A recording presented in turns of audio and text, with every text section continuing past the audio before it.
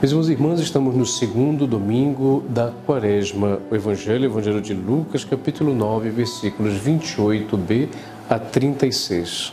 Naquele tempo, Jesus levou consigo Pedro, João e Tiago e subiu a montanha para rezar. Enquanto rezava, seu rosto mudou de aparência e sua roupa ficou muito branca e brilhante. Eis que dois homens estavam conversando com Jesus, eram Moisés e Elias. Eles apareceram revestidos de glória e conversavam sobre a morte que Jesus iria sofrer em Jerusalém. Pedro e os companheiros estavam com muito sono.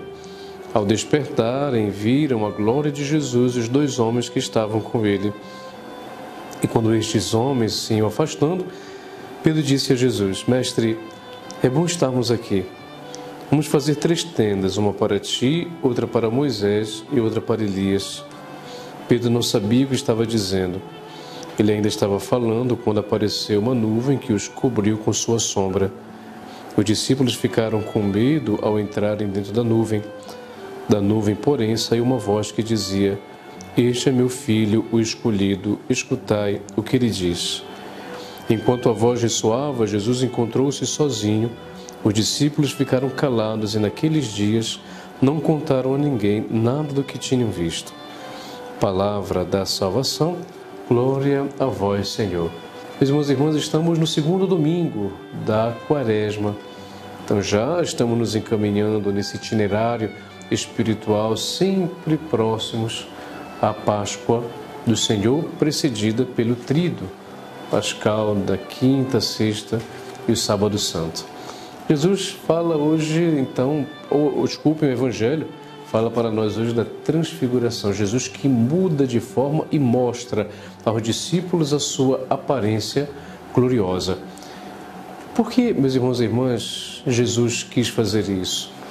Segundo estudiosos e todos aqueles que se debruçam naquilo que é o estudo da Sagrada Escritura, Jesus antecipou a visão da glória para os discípulos para que no momento da crise, ou seja, quando Jesus fosse entregue nas mãos dos judeus para ser morto, eles pudessem lembrar dessa imagem e resistissem na crise de fé.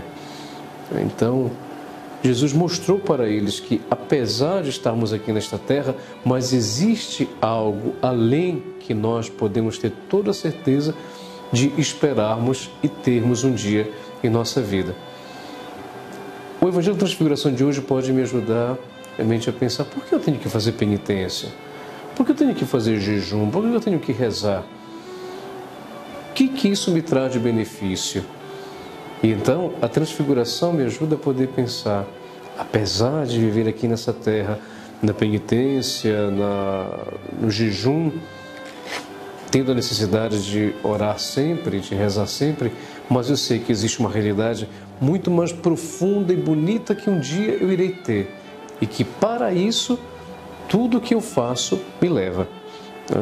A oração me leva a um dia ter essa realidade que eu irei ter na minha vida divina. O jejum me leva um dia a poder ter essa realidade divina na minha vida. A caridade me leva um dia a essa realidade divina que eu terei na minha vida. Então, a transfiguração de Jesus é a antecipação da glória que para nós hoje é o objetivo que eu alcanço ou procuro para que possa fazer tudo tendo a fé na minha vida. E que o Senhor os abençoe, em nome do Pai, e do Filho, e do Espírito Santo. Amém.